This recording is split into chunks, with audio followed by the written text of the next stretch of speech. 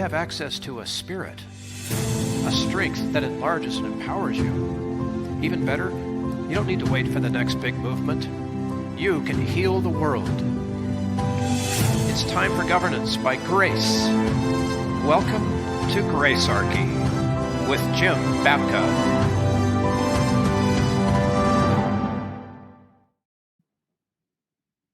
I know we're evergreen, but I got to say this. Happy New Year, Jim. Okay. All right. Yes, we are back here for the new year. We have the new year. It is January 1st. It's a new year, 2025. And over here on the left coast, we're kind of late. of Gracearchy, right? Season 3. We're still in season 3. And a big toast, because this is important, right? We were gifted these mugs, you guys. And if I can get it in the camera frame there. Isn't that a great mug?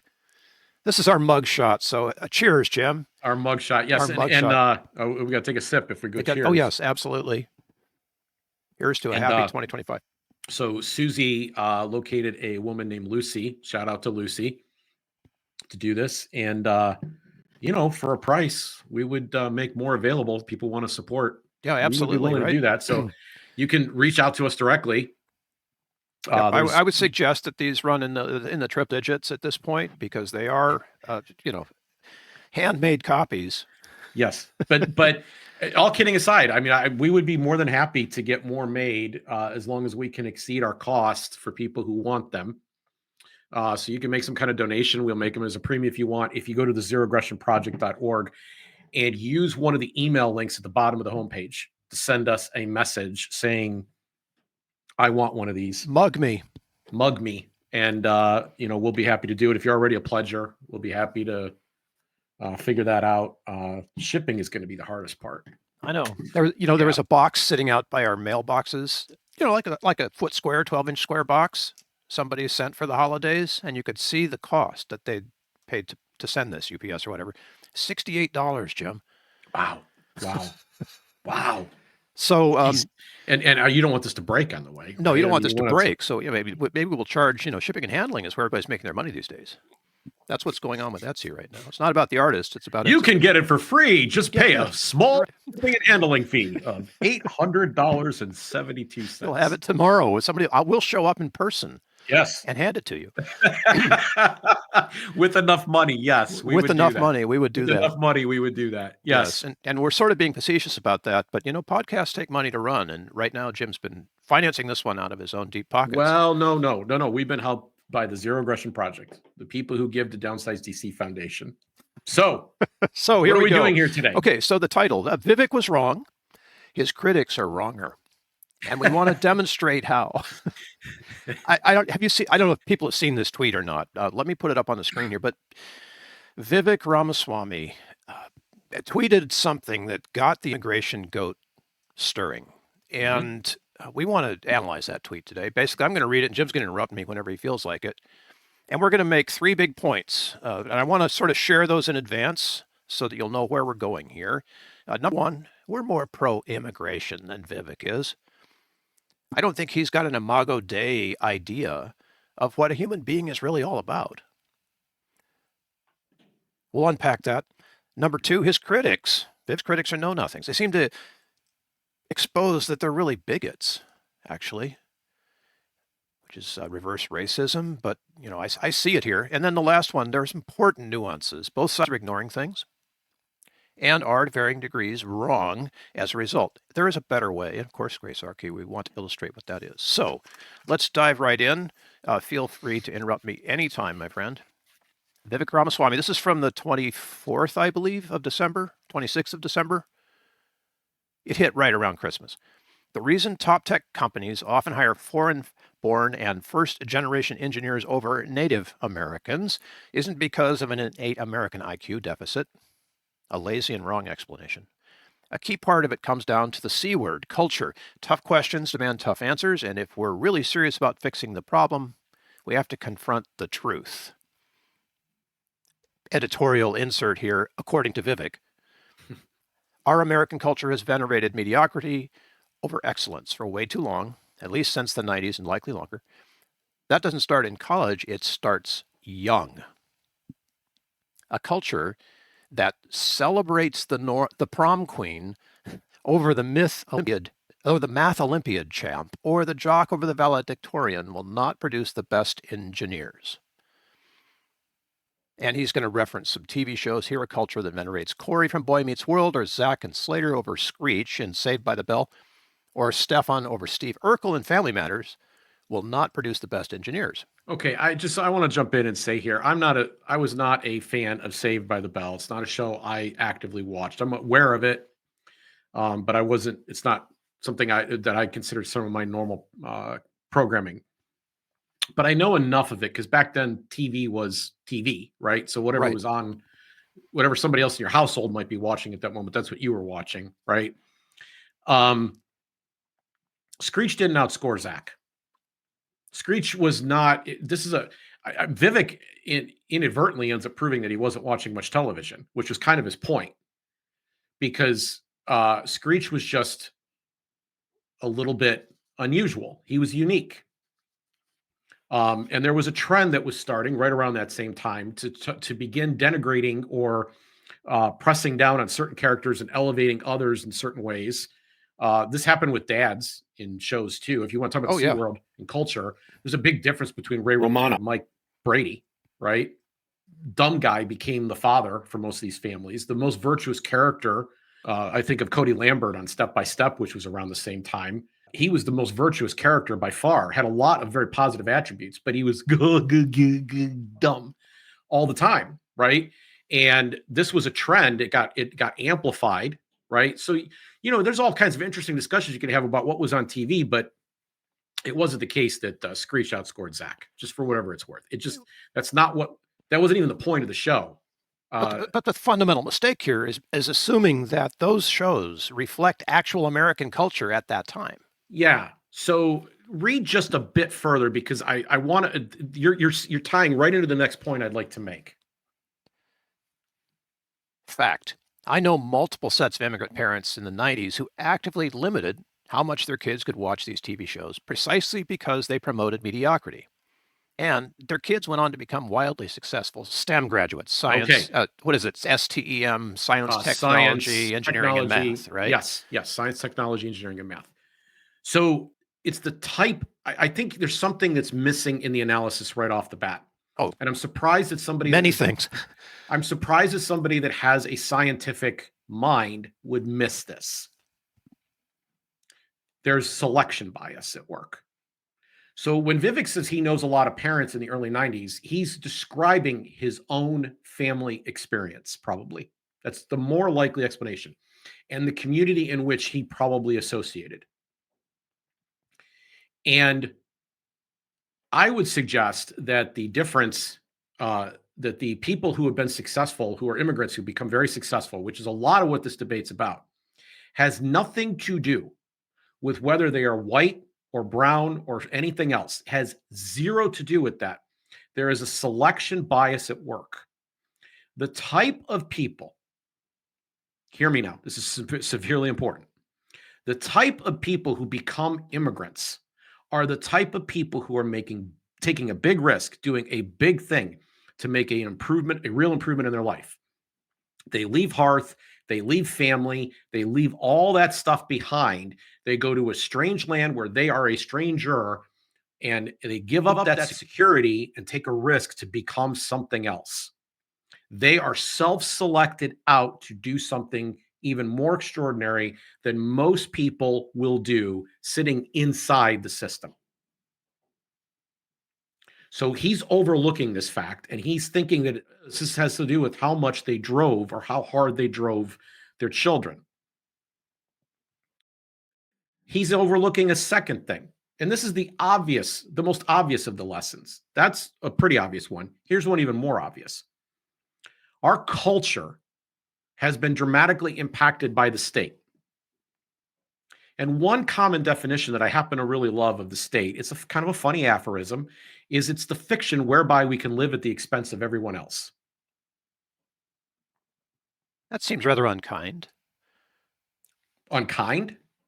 Really? It's true, but I had never thought of it that way, Jim. The fiction by where we can live at the expense of everyone else. Yeah, there's a gravy train. There's other people that have more. We can take from some of them and give to us. It'll all work out in the end, and it's done by everybody.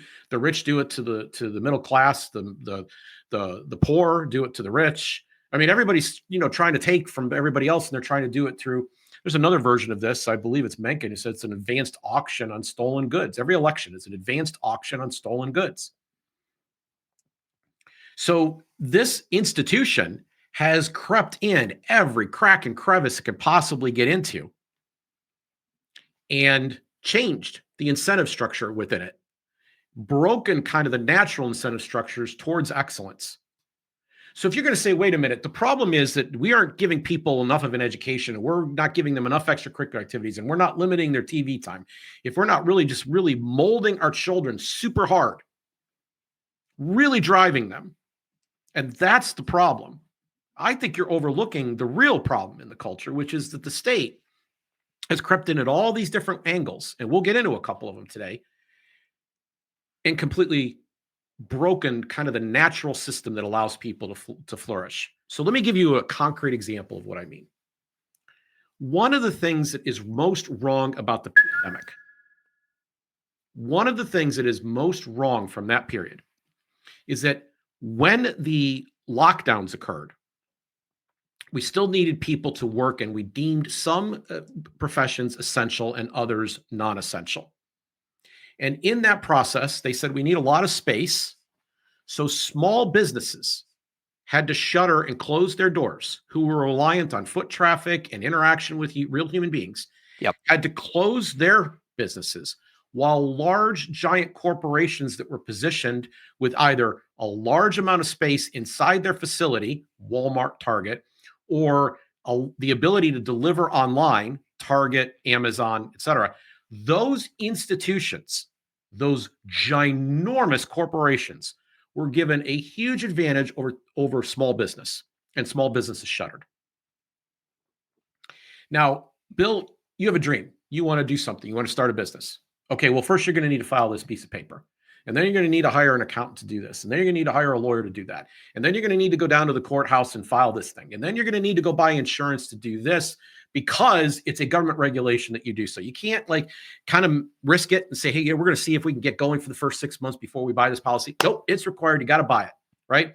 And then you're going to have to pay this tax. And then you're going to have to pay this fee. And then you're going to have to do this thing. And by the way, you got to do some of these things in a certain order. And you're going to need to hire a consultant who will help you walk through that too. You can begin to see how we're crushing, we're coming down, we're stomping on the dreams of real people. People's ability to want to grow, to be better, to be able to flourish is being compacted by the state. And if you're going to say that our number one problem is that we don't have enough foreign-born people allowed into the country, or you're going to say we are not driving our own children hard enough, we're not grinding them down to become everybody to become a STEM, we're not doing enough of that, then you are ignoring the elephant in the room, which is that the state has made everything way too hard to do. And so here's my belief. Everyone within the sound of my voice has something special in them, and everybody has a dream. And the harder it is to fulfill their dream, the less likely they are to even try. And that's not unreasonable. That's not irrational. Why have we built a structure that, instead of it being based on freedom, we regulate this and we regulate that and we regulate the other thing, and we're pretending somehow or other we're protecting people in all this process, when what we're really doing, this is the unseen part, we're crushing the dreams, the pursuit of happiness of real people. And we all lose, because that thing doesn't get made, and they don't flourish, and they don't become their best self. Well, this isn't quite the doomsday, though, that everyone thinks it might be, because, like it or not, America is still the most free place to begin to try to thrive, right? I mean, we have people coming here like full-on immigration to the United States, through the legal means, people bringing their families from places like China and Ukraine, whatever. It just, because America is where they feel safer. Yes. Yes. And even in spite of that, I mean, leaving everybody behind. Yes. right? Leaving No, everything. this is so we're gonna. There's a point I want to get to later, having to do with the visas themselves that are being debated here, Yeah. and how we could all be more flourishing in that setting. Let me get one more point in about what Vivek just wrote. Yeah. Nations are abstractions. So the concrete, the real, is the personal. What is actually real to you is the experiences that you're having. And right now, that experience is you're interacting with me. You're sitting on the opposite of a camera, but you're interacting with me, and I'm interacting with you. This is the real. This is the personal. Yeah. 1-to-1. This is how it works. Okay. The stuff that happens outside of that you do not experience, that's not really real to you. Okay. And when you start to say, what you have to do, because you can't possibly quantify all of this stuff, is you have to generalize. You have to abstract out, and you start to say, well, this person belongs to this group. And by virtue of their membership in this group, they are this thing.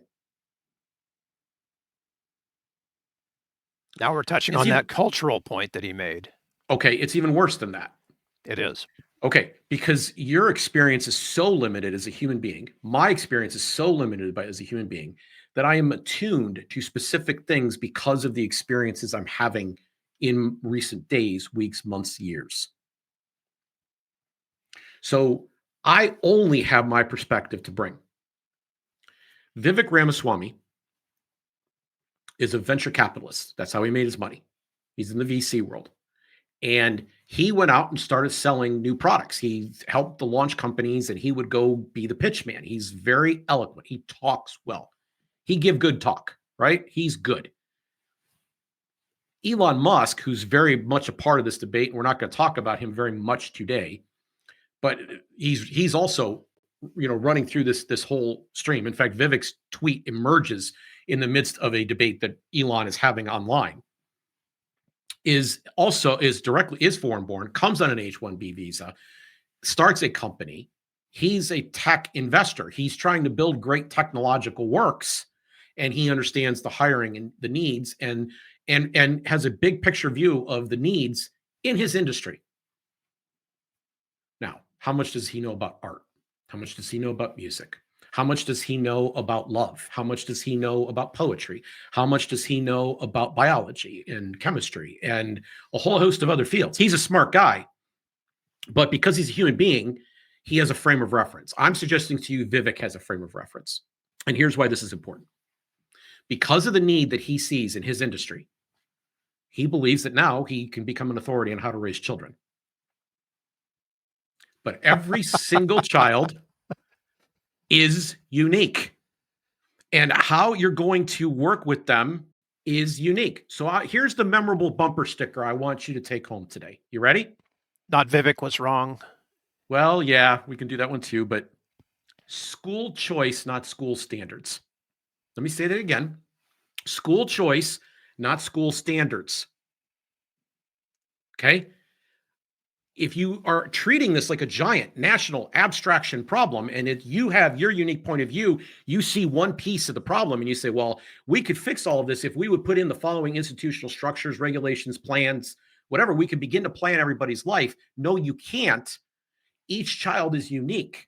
And my vision would be that if your child is especially gifted at dance, they should go to an art and dancing school. If they are specifically talented at sports, they should go to a school that is geared towards their athletic accomplishments on the field, maximizing their education from the things that they're actually interested in. If your child likes to tinker and build, there should be entrepreneurial schools where they can tinker and build. There should be a school for every type of child out there.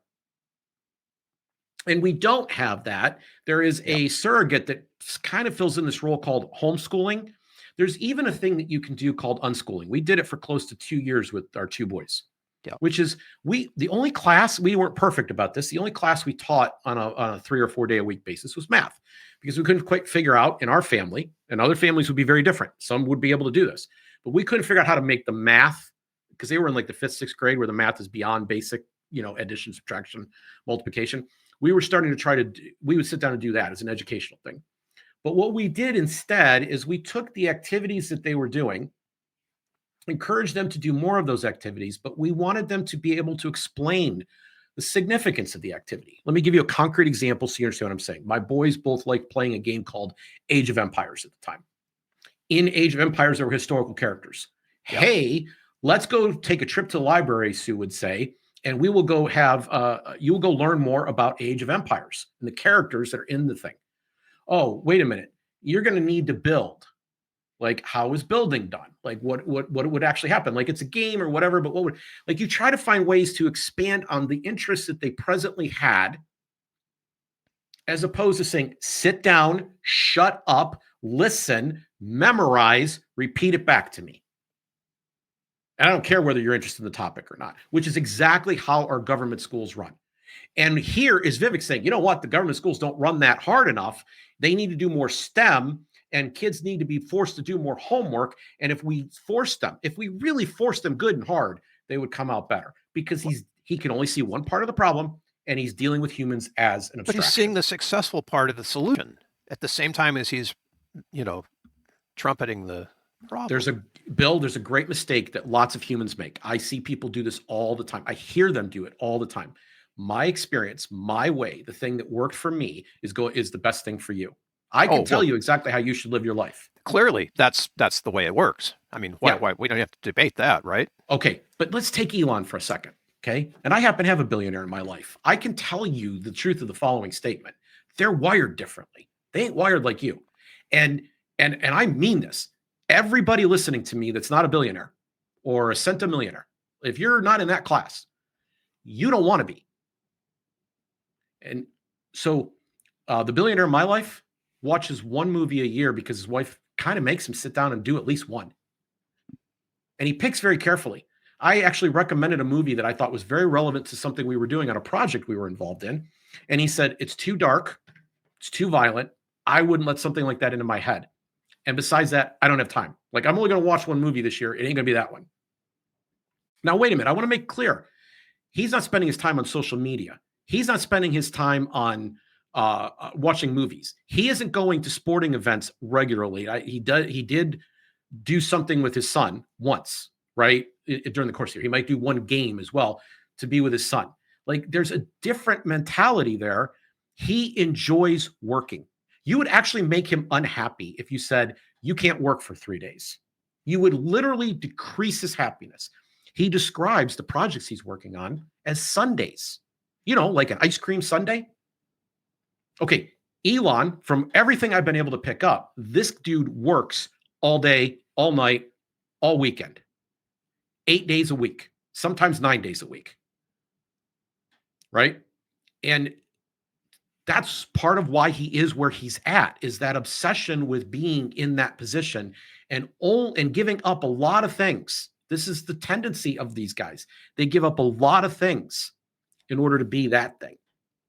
Well, I don't know if they even have the give up mentality about it. I think they never see those things in the first place. They just don't care. It doesn't matter to them. Okay. But if you want a different life, and this is my problem with this one size fits all approach, is that most people aren't wired this way. Everybody's uniquely wired. You're made in the image of God. The Imago Dei means that you have a special creative shape to bring to the world. And one of your duties, I don't know, you major in consciousness. I don't understand that fully, but maybe one of the definitions or the directions of consciousness is the idea that you begin to discover who you really are. Oh, sure. Where you fit in the world. Yeah. What your purpose and meaning is. Yeah. And then you live that out, and that's where you flourish the most. And it's going to be different for everybody. So the idea that we've got to drive people harder will make them STEM, it just doesn't work. It's true. It actually injures more people than it helps. I mean, it literally injures them. Okay. I'm parent of 5 kids, 3 out of 5. Okay. So I want to take this one step further, and I'm going to hurt a lot of feelings right now. I'm sorry. It's just got to be done. We're not thinking about these issues correctly. So I've talked about the fact that we're crushing down people who would want to entrepreneurially express their dreams. And I'm also suggesting that not everybody wants to be an entrepreneur. Not everybody wants to be in a STEM profession. That is not going to be their shape for flourishing. But I do believe that if we had a free environment, there would be more people moving to whatever opportunities were available, and they would be more successful and flourishing in so doing. But they wouldn't mostly go to work for large corporations. Most of them would choose to be entrepreneurs of some kind. They would want to have some greater level of control over when they get up, when they go to bed, when they start working, when they stop working, when they take breaks, how they take those breaks, etc. They would want that level of control. At some point, the money would be less an issue, and the level of control that they would have over their lives or over their work setting while they're doing their work would begin to matter to them more. And they would begin maybe even making the work environment a much better environment. But we purposely, under the system of capitalism that we're operating under here, we purposely suppress that. And it leads to the fact that people become cogs. If the owner of your company doesn't know you, if the owner of the company doesn't know you, I have bad news for you. You're a cog. You've chosen to be a cog. And cogs get treated like cogs.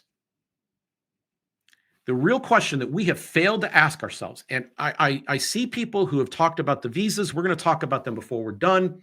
But I see people talking on both sides on the economic opportunity, whether enough Americans are getting an opportunity, and so on and so forth, is that why aren't there more opportunities for the cogs? Why aren't cogs paid better? Cogs should get more money. Cogs should get more benefits. Cogs should get better health care. They don't realize they're saying this, but this is exactly what they're selling. They're not offering the best opportunity here.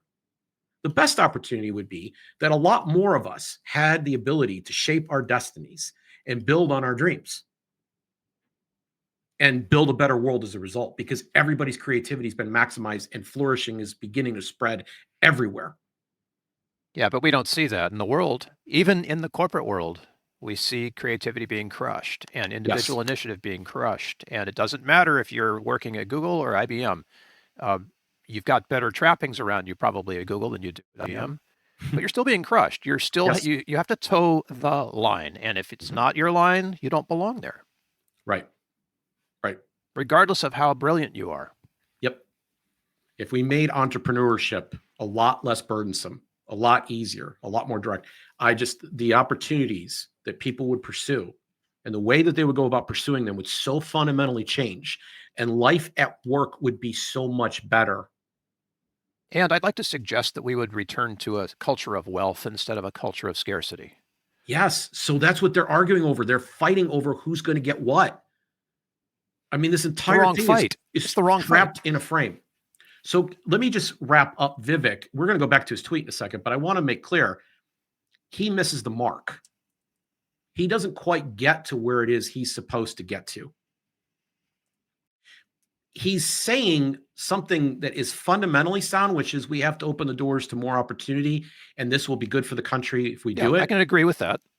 But he is suggesting that they're his doors and his opportunities, and right. But he's also suggesting that he's ignoring the fundamental humanity of the people involved in the process. Yep. And there are people who know this, who are reacting negatively to him, but they're reacting in all the wrong ways.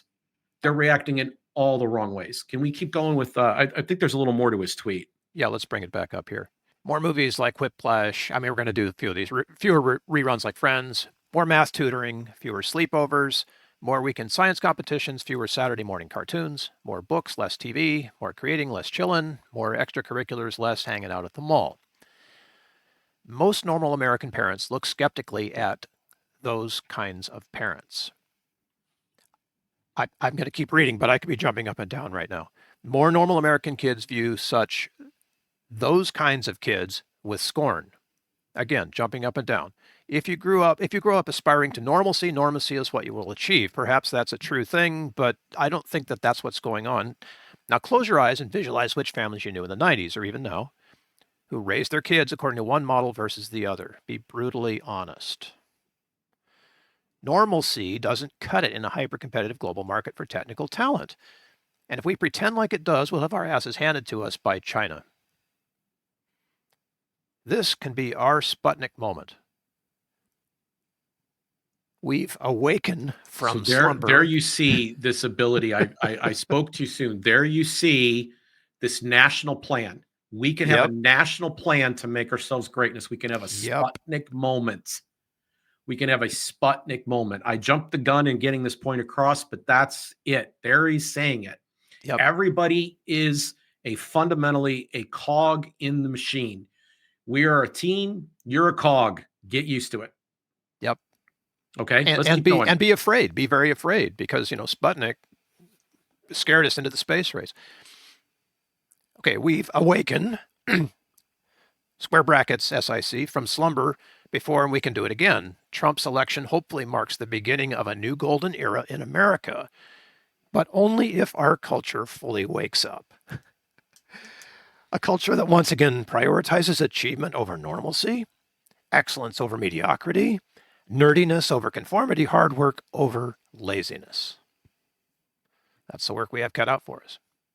Rather than wallowing in victimhood and just wishing or legislating alternative hiring practice into existence, I'm confident we can do it. So now that last part, and it turns out this whole thing ends up tweaking the entire support base. This is now a raging debate inside MAGA world, inside Trump land, because there's another crowd inside there. These are the tech bros. Vivek speaks for the tech bros.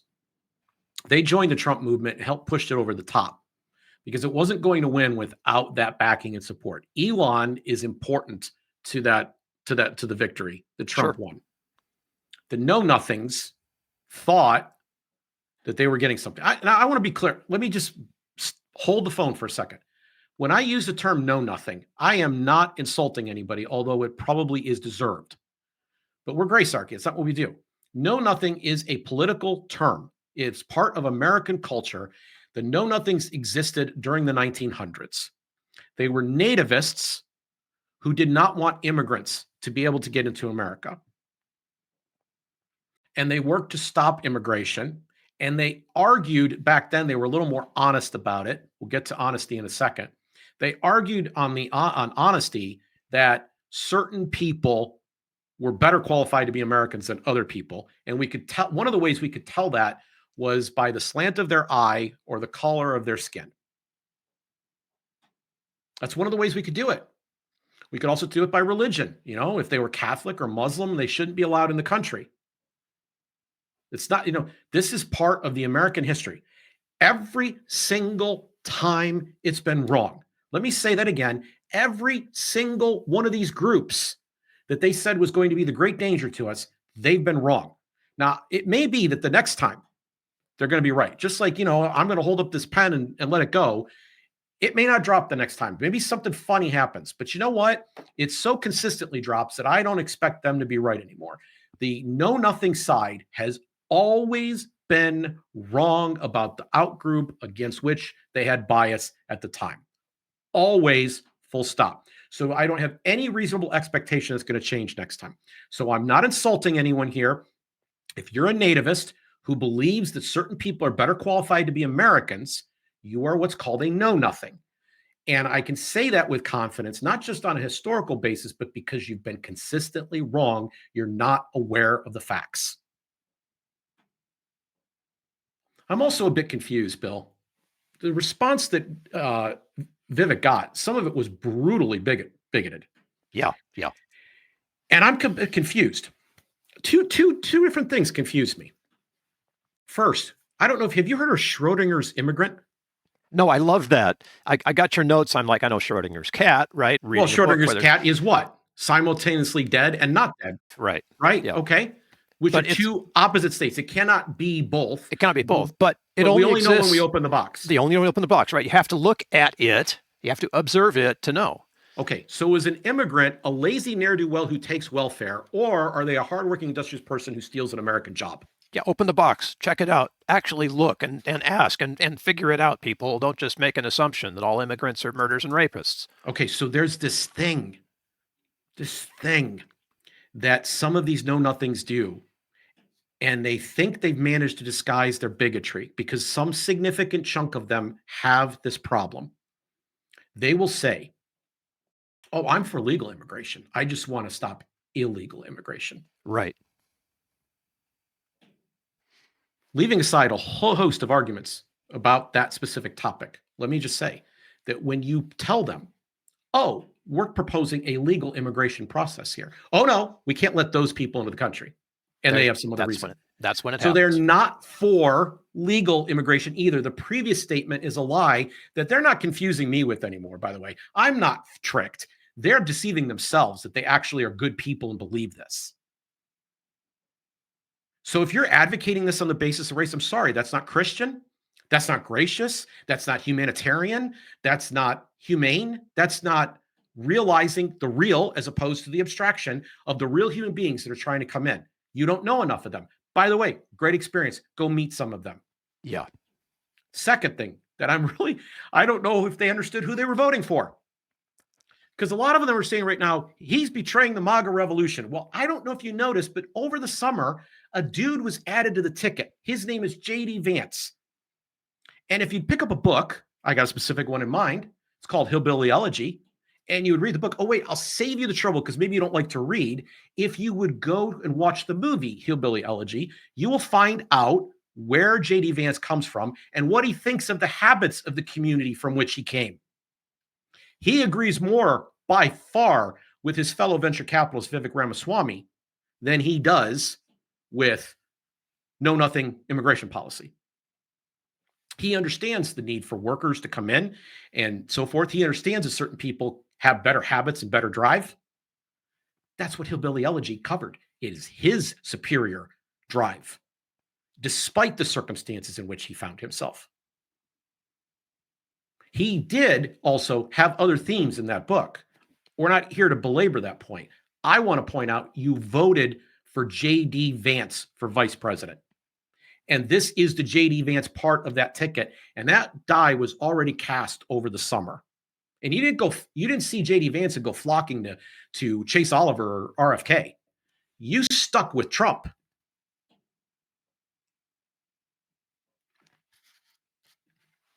There's an irony in this. There's so many. Here's a particularly delicious one. It's been pointed out, I am not the first observer to do it. I will share a tweet where two different people make this point in the show notes. I will put this in the show notes for people to see. But the shoe's been put on the other foot. White America has been telling Black America to turn your hat around, pull your pants up, stop listening to that rap music and get a job. And Vivek Ramaswamy just turned the same trick on them. I don't think he should have done it. I didn't like it when it was being done before. But you got to love the fact that some of the same people who would make a comment about pull yourself up by your bootstraps would suddenly be offended by the fact that they got to compete with anybody else themselves. They should be kept in that status. They should be protected. And so you know what, Bill? Here's another point where I'm going to blow everybody's mind. The arguments for immigration restrictions are not really different from affirmative action. You're saying that Americans should have a special place protected for them. People who were born here, people who were white in some cases, because some people said this stuff out loud, right? They said it out loud. They said the racist part for everybody to see on Twitter, that they should somehow or other be protected. They should be given those jobs, like affirmative action. These are ironies that I can't help noticing, right? You talked one way to a certain group of people, and now it's being done to you, and you don't like it. Oh, good. Maybe you could learn something from that. Oh, wait, you don't like affirmative action, but you want it for you and your kids?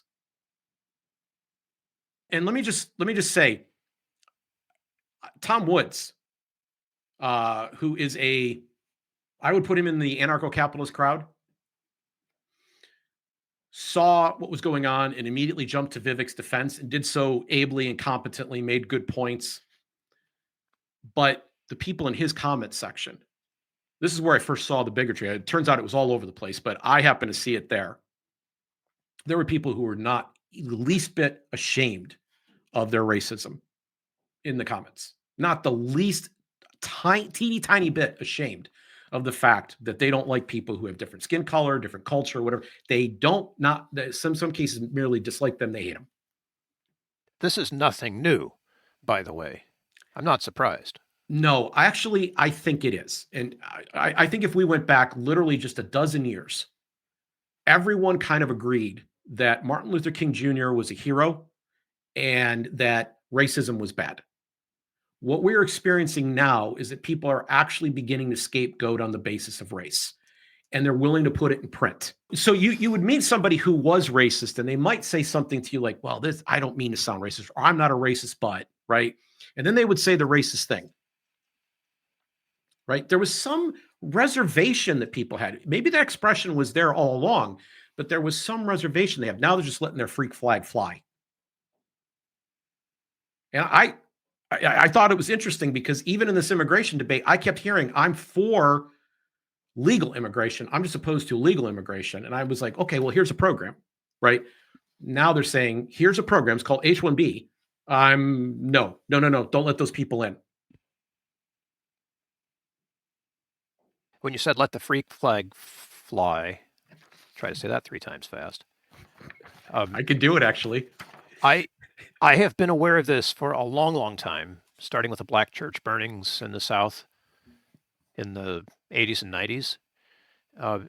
And this is the whole notion of racism that still exists is not new.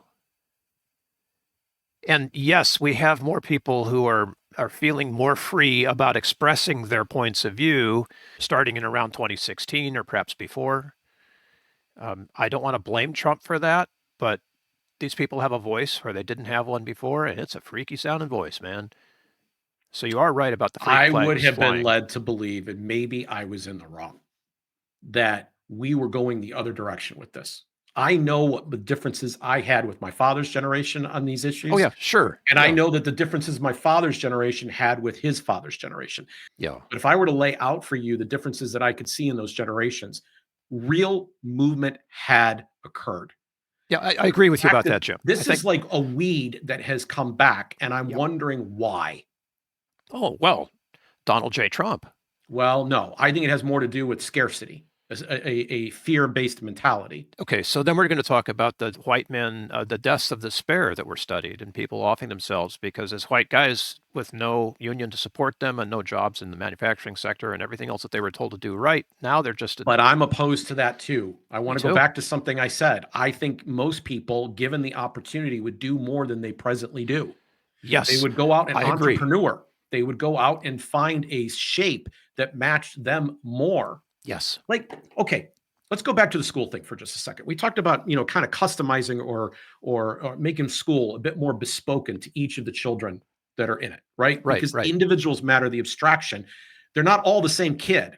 They're all different. They're all special and unique. So we go to the personal instead of the abstraction. And if we want things to be more bespoke, but let's even say more effective in the realm of education, if that's what we really, really wanted, then we might start covering some other subjects about actualizing, about being more successful, about knowing how to learn, about knowing how to grow, about learning the value of risk and how to measure it correctly.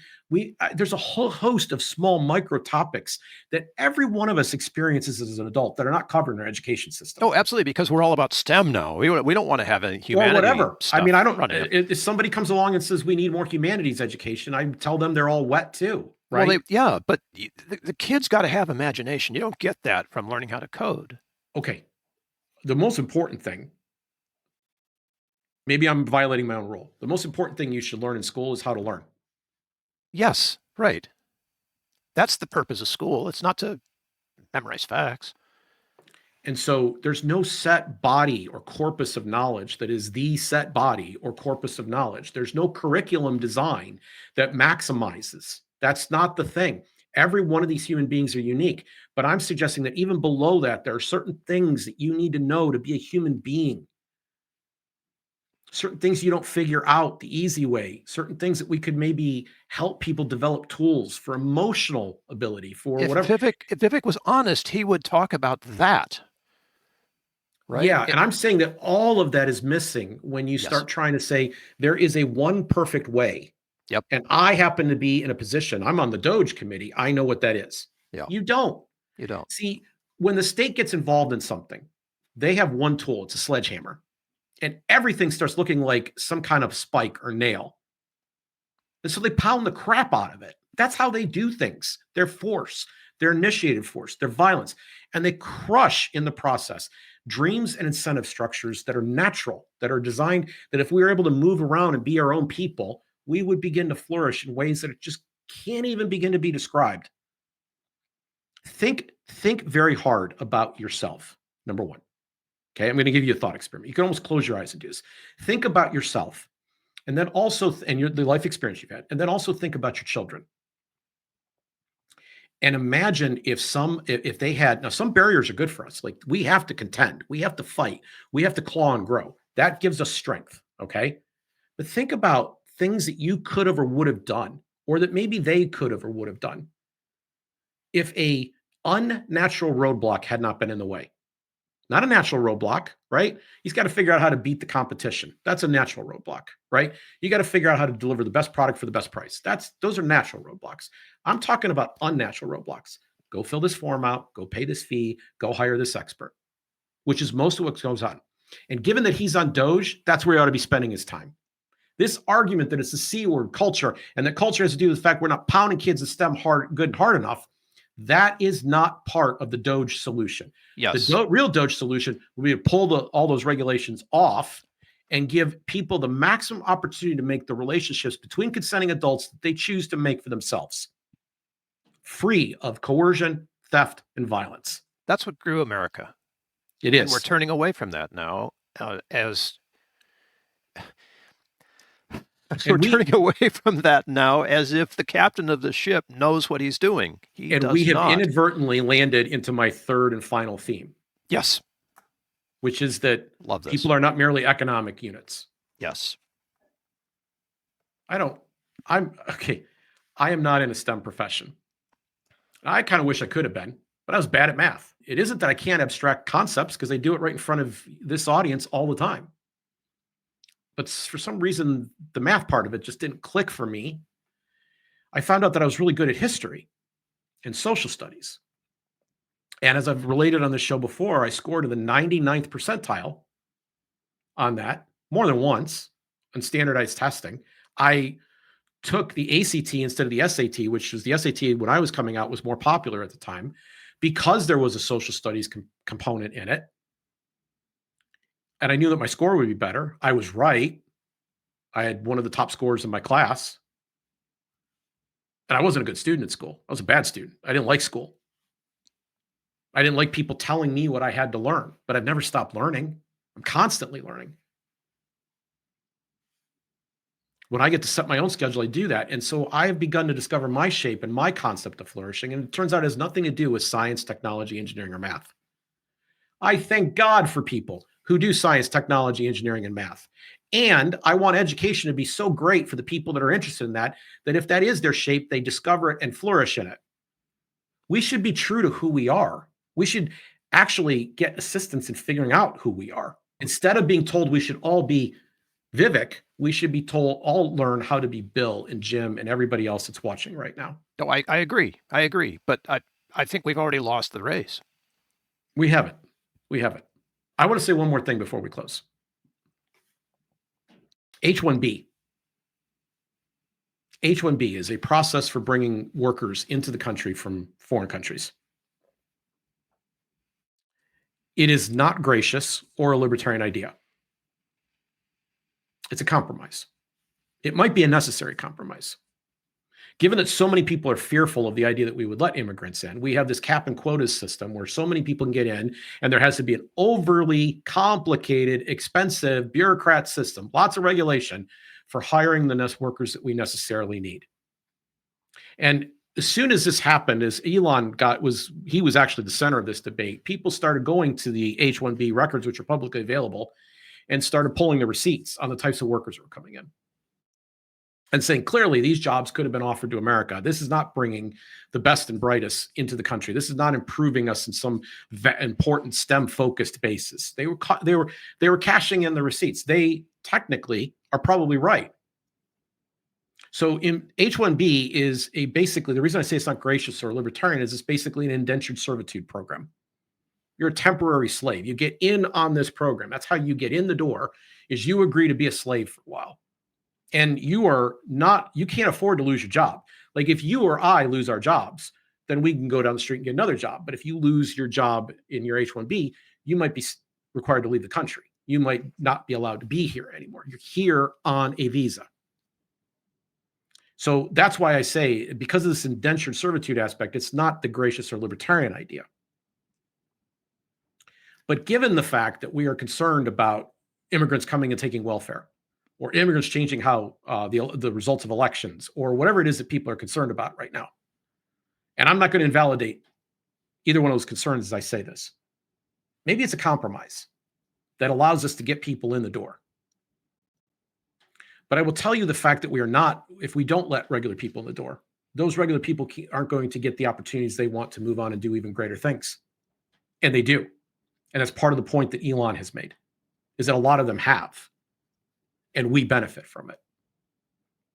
What should happen instead, what I wish would happen instead, the direction we should move is to the point where every human being can move across the line.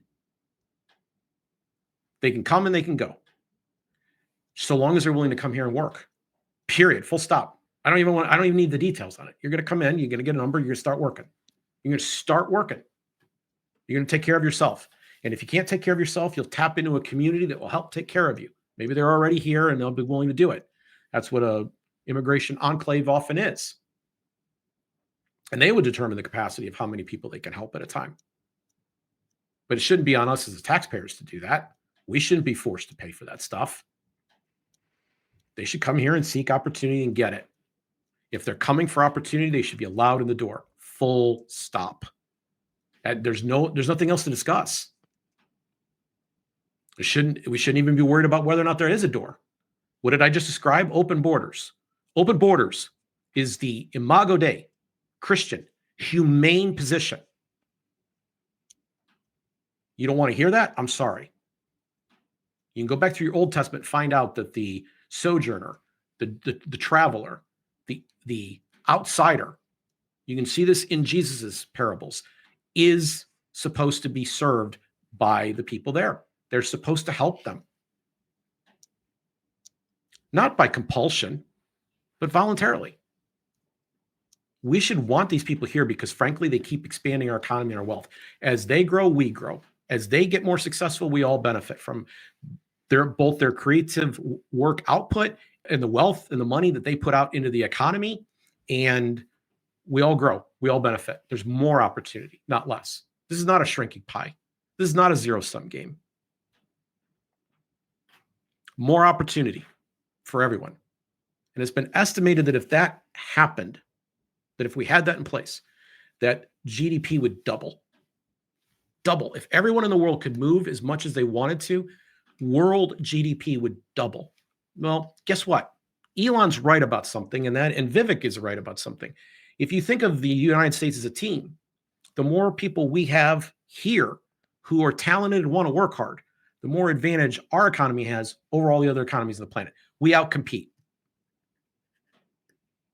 We get the best people and we keep getting better. We get better people. People keep coming and we get better and better. And every one of them brings their unique shape to this thing and begins to do it. I think Vivek erred.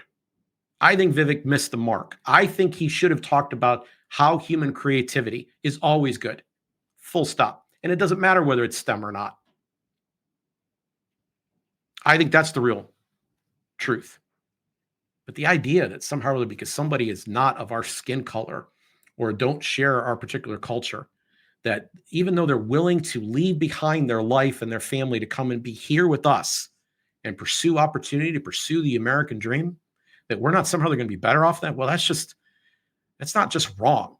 It's harmful to our entire economy and the spirit of our culture. I would prefer not an H-1B program being expanded. If we got to do that, if that's the way we got to do it, then that's the compromise we have to settle on for right now. That's maybe better than what we've got at the moment, but it's not good enough.